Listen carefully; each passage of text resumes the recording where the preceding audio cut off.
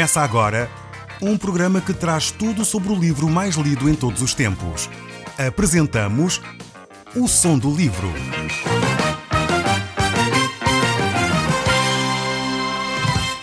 Seja muito bem-vindo. Neste podcast vai encontrar o livro mais conhecido e lido em todo o mundo.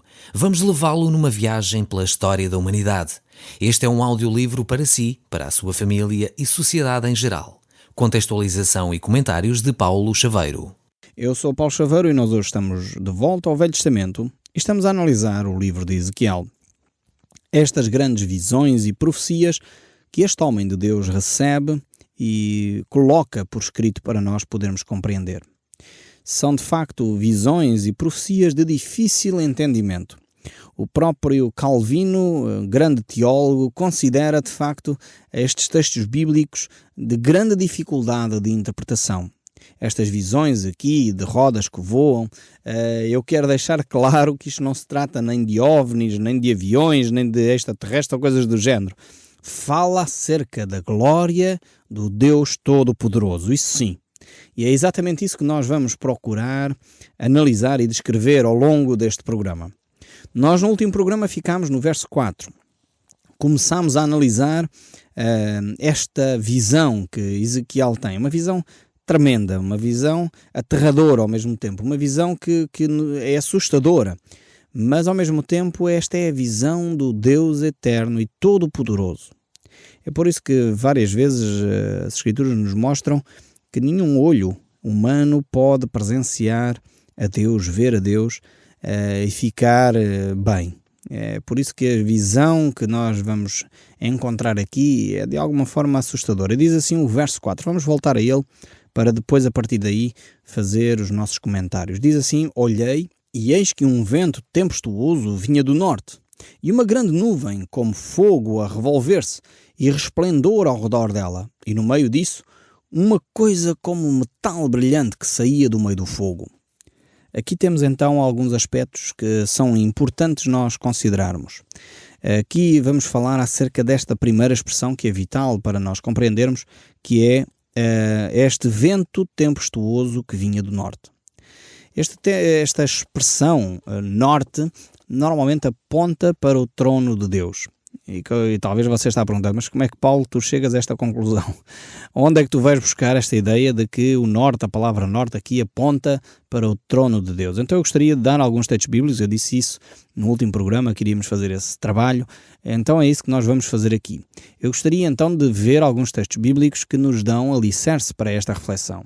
Isaías capítulo 14, verso 13, se você tiver uma Bíblia à mão, então recomendava que pudéssemos ler juntos estes textos para percebermos porque é que a palavra norte aqui surge como apontando para o trono de Deus. Verso 13 de Isaías, portanto estamos num outro livro da Bíblia, no capítulo 14 diz: tu dizias no teu coração, eu subirei aos céus, acima das estrelas de Deus, exaltarei o meu trono e no monte da congregação me assentarei, nas extremidades do norte. Esta reflexão aqui de Isaías 14 está a falar acerca da atitude de Satanás, que quer roubar, quer assumir o lugar de Deus. Então o que é que ele faz? Ele quer estabelecer o seu trono acima das estrelas de Deus, como diz aqui o texto, não é? E exaltar o seu trono acima do monte da congregação. Portanto, esta ideia de que quer colocar o seu trono acima do trono de Deus, e depois usa a expressão no final desta frase, deste versículo, nas extremidades do quê? Do norte. Então temos aqui a falar acerca, quando a palavra de Deus fala deste vento tempestuoso que vem do norte, estamos a falar dos lugares celestiais, dos lugares onde Deus habita, o trono de Deus. Mas você pode dizer, bem, mas isto é só um versículo. Ok, então vamos ver outro texto bíblico. Salmo 75, versos 6 e 7. Então vejamos aqui este salmo que também fala desta expressão. Diz assim: porque não é do Oriente, não é do Ocidente, nem é do deserto que vem o auxílio. Deus é o juiz e um abate e outro exalta. Então, se não é nem do Oriente, nem do Ocidente, nem do Sul, de onde é? Exatamente, do norte. Então aqui temos por omissão a mesma expressão, a mesma ideia, de que o auxílio de Deus vem do norte. Ou seja, o juízo de Deus vem do norte. Então esta expressão aqui do verso 7 deixa claro que é o juízo de Deus que provém dos lugares celestiais. Então quando a palavra de Deus traz esta reflexão que há ventos tempestuosos que vêm do norte, temos esta reflexão que é um julgamento de Deus, ou a ação de Deus, o trono de Deus, que se vai manifestar de uma forma poderosa. A seguir, portanto, esta expressão, espero que esteja arrumado esta ideia. Portanto, quando falamos aqui de ventos tempestuosos que vêm do norte, estamos a referir-nos ao trono de Deus. Depois aqui temos uma luz estranha. Uma luz que se assemelha, como disse eu no último programa também, quase a uma explosão de uma bomba. Aqui não estamos a falar de uma guerra, não é disso, mas estamos a falar de um Deus que é um Deus de juízo. Como vimos, a expressão usada no início é um vento tempestuoso, ou seja, vem aí dificuldades, vem aí juízo, vem aí julgamento, vem aí uma atitude firme da parte de Deus. A Bíblia diz que Deus é luz e ao mesmo tempo num outro texto a Bíblia diz também que Deus é fogo consumidor. Ou seja, Deus vai provar todas as coisas como pelo fogo, diz o apóstolo Paulo na primeira carta aos Coríntios, no capítulo 3. E aqui Ezequiel traz esta mesma reflexão, este fogo consumidor que vai destruir toda a impureza, vai destruir tudo aquilo que não presta. E realmente, quando se quer purificar o ouro, quando se quer purificar a prata, o que é que se faz? Coloca-se aquilo no fogo, e é o fogo que vai purificando, tirando aquelas impurezas todas e ficando de facto um metal mais puro. Então o fogo é a imagem de purificação. E realmente aqui a Bíblia nos aponta nesse sentido. Quando mesmo o apóstolo Paulo estava no caminho da estrada de Damasco para perseguir os cristãos, e Jesus aparece como luz. Isso fala-nos de facto desse Deus, dessa presença de Deus que não é acessível ao olho humano, não é acessível a cada um de nós. Então é a presença de Deus, esta imagem aqui bastante assustadora, quase nos dá a ideia de uma explosão, enfim, de uma grande bomba de potência tremenda, fala-nos de poder de Deus, da possibilidade, ou da impossibilidade, melhor dizendo, de nos aproximarmos de Deus tal qual nós estamos. É por isso que o verso 13 e 14 ainda nos diz o aspecto dos seres viventes. Ele continua esta visão. O aspecto dos seres viventes era como carvão em brasa, à semelhança de tochas. O fogo corria resplendente entre os seres, e dele saíam relâmpagos, e os seres viventes zigue-zagueavam à semelhança de relâmpagos. Então temos este aspecto bastante assustador. Eu não sei se você gosta de trovoadas ou se assusta muito com trovoadas, mas a maior parte das pessoas não gosta das trovoadas, fica assustado com esse poder tremendo de descargas elétricas de grande voltagem que se derramam sobre a terra. E aqui Ezequiel está a descrever este cenário como um cenário de facto assustador, um cenário de grande tempestade que se aproxima sobre o povo de Israel. E aqui é uma imagem de Deus que às vezes nós não temos muito hábito de analisar. É por isso que é importante nós analisarmos toda a Escritura. Nós preferimos olhar para as Escrituras e ficar com aquela imagem que João Batista dá de Jesus Cristo, eis o Cordeiro de Deus que tira o pecado do mundo. Ou seja, ficamos com Jesus, o Cordeiro de Deus. Mas Jesus Cristo é o Deus Todo-Poderoso. E muitas vezes nós confundimos Deus com o Pai Natal, assim com um ser, um velhote que lá está sentado num trono, muito pachorrento. Deus é Todo-Poderoso. E nós nestes textos de Ezequiel vamos ver o outro lado de Deus. Ainda que não é Deus na sua totalidade, porque como eu já disse, nós não temos acesso à pessoa de Deus. Nenhum olho humano viu na realidade quem Deus é. Mas vamos ficar com um pequeno vislumbre daquilo que efetivamente Deus é. O próprio Jesus disse, além de que João Batista disse que ele era o Cordeiro, Jesus disse, eu sou a luz do mundo. E realmente é essa luz que resplandece sobre a humanidade. E quando Jesus fala esta imagem de que ele é a luz do mundo, ele fala-nos acerca da sua santidade, da sua justiça, e de que não é uma justiça que tem pontos mortos ou pontos escondidos, coisas que não se percebem bem. Não, a luz traz de facto clarividência, traz a manifestação das coisas como elas são e não deixam dúvidas. Nós podemos ver dúvidas, não sei se acontece consigo, às vezes lá em casa eu não acendo a luz, deixo só os stores meio abertos, ou a minha esposa faz isso. Então nós ficamos sem perceber muito bem onde é que está as cadeiras, onde é que está a cama, onde é que estão os copos, e às vezes pensamos que está num lado e está no outro, e depois batemos com o joelho até que acendemos a luz. E o que é que acontece? Ficamos com a visão clara das coisas. Jesus, quando se manifesta como sendo a luz do mundo, é nesse sentido. Ele traz clarividência às situações. Ele manifesta aquilo que é a realidade e não deixa dúvidas sobre o assunto. O próprio evangelista João, quando escreve a sua primeira carta, no capítulo 1, verso 7, ele diz: se porém andarmos na luz, como Jesus, como Deus está na luz, mantemos comunhão uns com os outros e o sangue de Jesus Cristo, seu Filho, nos purifica de todo o pecado. Ou seja, o caminhar na luz é um passo gigantesco para nós recorrermos ao sangue de Cristo que nos purifica de todo o pecado. É quando nós deixamos a luz de Cristo raiar sobre nós que nós tomamos percepção da realidade que nós somos.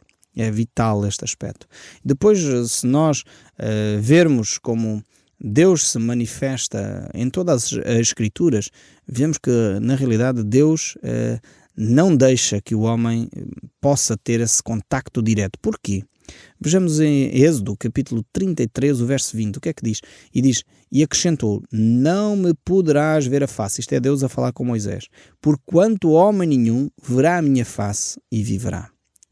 Esta é a razão pela qual nós, seres humanos, não temos a percepção da totalidade de quem Deus é. O homem sempre procura ver Deus. Aliás, alguns dizem, se eu visse Deus, então eu deixaria de lado as minhas dúvidas. Eu quero é ver Deus. O homem quer ver Deus a todo o custo. Aliás, mesmo os discípulos de Jesus Cristo, que andaram com ele tanto tempo, a certa altura Filipe vira-se para Jesus e diz, Jesus, mostra-nos o Pai, isso nos basta. Então todos nós queremos, de alguma forma, ter um contacto com Deus, perceber quem Deus é, e Jesus dá a resposta. Há tanto tempo estou convosco e ainda não me conheceis. Quer dizer, é nas coisas práticas da vida, é nos contactos diários que nós temos que vemos as manifestações de Deus, da glória de Deus. Agora este Deus eterno que está nas alturas, esse Deus que é Espírito, nunca homem algum viu. E infelizmente a maior parte de nós, como não consegue imaginar um Deus tão grandioso, tão poderoso, que não se consegue ver, então cria um Deus à sua imagem e semelhança. E é por isso que muitos fazem ídolos para si, fazem estátuas, dobram os joelhos diante de imagens de escultura, criam às vezes até a própria imagem de Jesus, e depois há os lenços daqui, há o sudário dali, há uma fotografia não sei aonde, porque as pessoas querem visualizar a pessoa de Deus. Só que a pessoa de Deus não é possível ser visualizada, porque Ele é Espírito. E por isso mesmo, nenhum olho o poderá ver, pelo menos nesta vida. Quando estivermos na presença de Deus, aí sim, como diz o apóstolo Paulo, conheceremo-lo com toda a plenitude.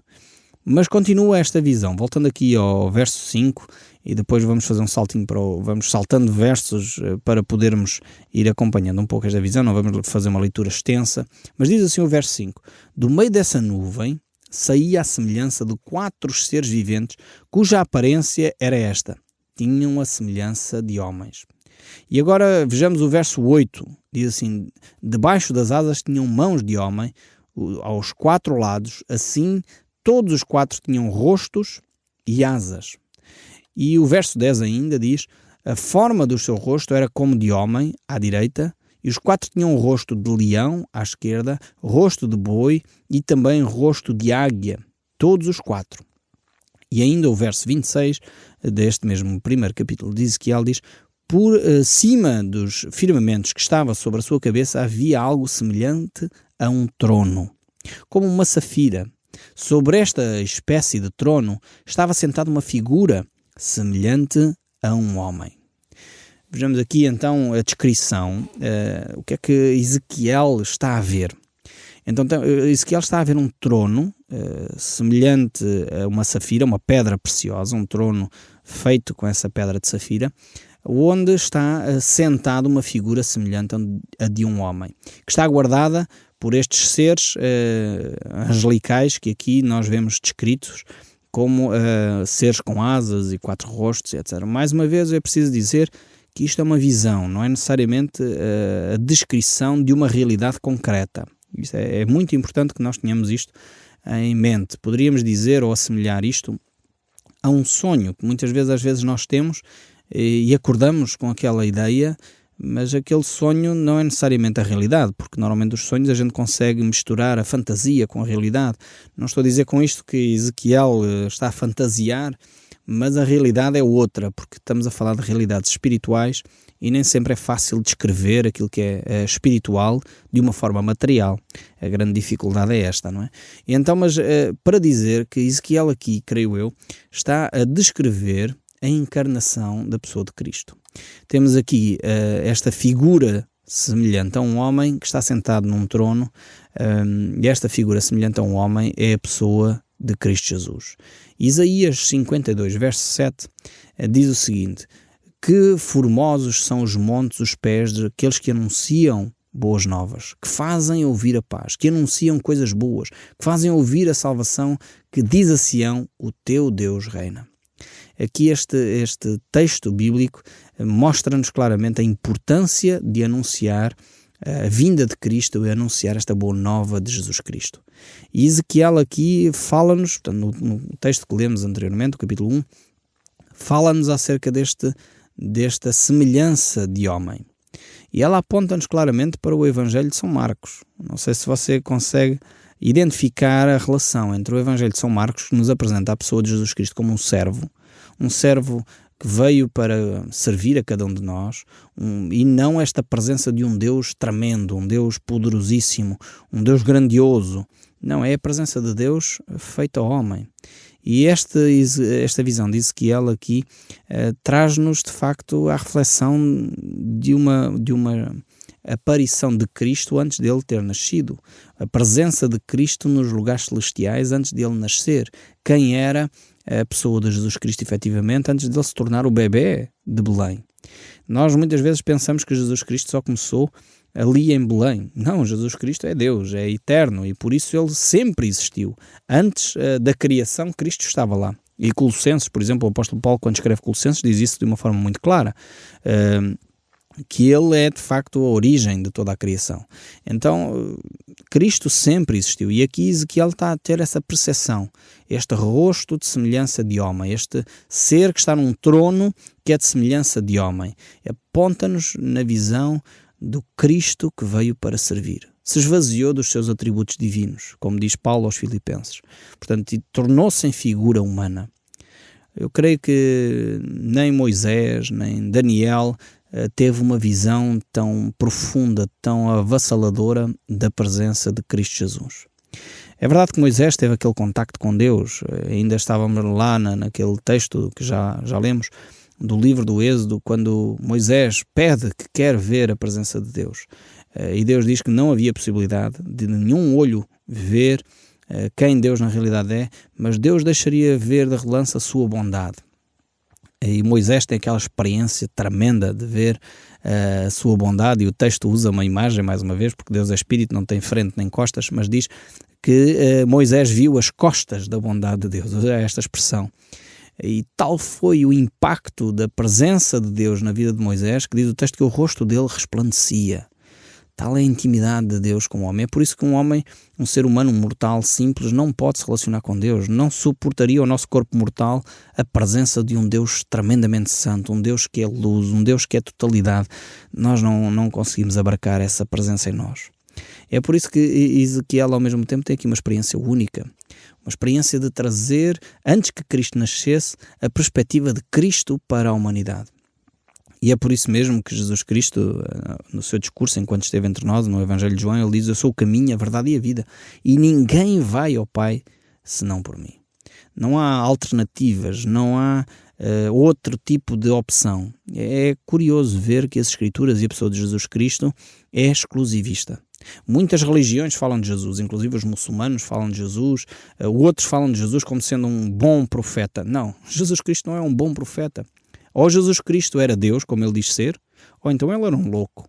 Não podemos dizer que Jesus Cristo era um bom profeta quando ele se afirma que ele era o próprio Deus. É ele que diz: eu sou o caminho, É Ele que diz eu sou a verdade, é Ele que diz eu sou a vida e que ninguém vai ao Pai senão por mim. Ou seja, não há possibilidade de haver outra alternativa, Maomé, Buda, Vishnu, outra entidade qualquer que nos conduza a Deus. Não, Cristo Jesus é exclusivo. Ele mostra a exclusividade em textos como estes. Ou de facto Ele era Deus, ou de facto Ele era um louco. E nós temos que fazer esta opção de nos ligarmos a Cristo e dizer, ok, eu percebo que Cristo é de facto Deus e eu entrego a minha vida porque se Ele diz o que diz, tem que fazer sentido para mim, porque Ele é Deus. Ou então eu digo, eu não posso aceitar a mensagem de um louco. Eu já fiz a minha opção, eu espero que você faça a sua. Eu tenho experimentado na minha vida que de facto Cristo é Deus. Ele tem transformado a minha vida e Ele tem trazido à minha vida tremendas mudanças. Dizer que Cristo era um bom homem não chega para a nossa relação com o Pai. Dizer que Cristo Jesus era um bom profeta também não serve de nada. E há religiões, como eu já mencionei algumas, que dizem que Jesus Cristo era um profeta. Mas se Jesus era quem Ele na realidade diz ser, Ele só poderia ter sido Deus. E a opção de o seguir é nossa.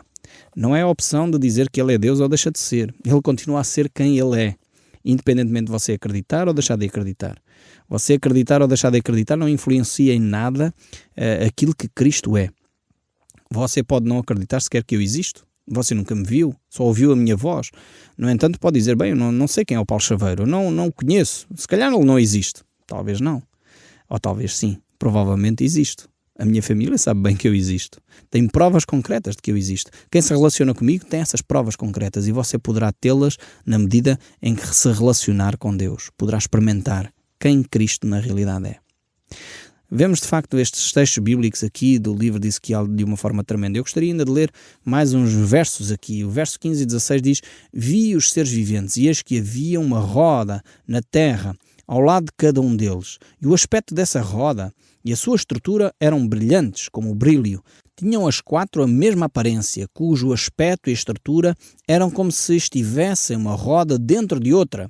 E continua o texto bíblico, o verso 20 ainda diz: Para onde o Espírito queria ir, iam, pois o Espírito as impelia, e as rodas se elevavam juntamente com ele, porque nelas havia o Espírito dos seres viventes. Andando elas, andavam elas, e parando eles, paravam elas, e elevando-se eles da terra, elevavam-se também as rodas juntamente com eles, porque o Espírito dos seres viventes estava nas rodas.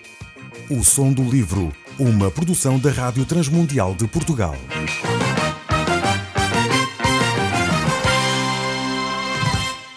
RTM. Conhece todos os nossos programas em rtmportugal.org. Uma produção da Rádio Transmundial de Portugal.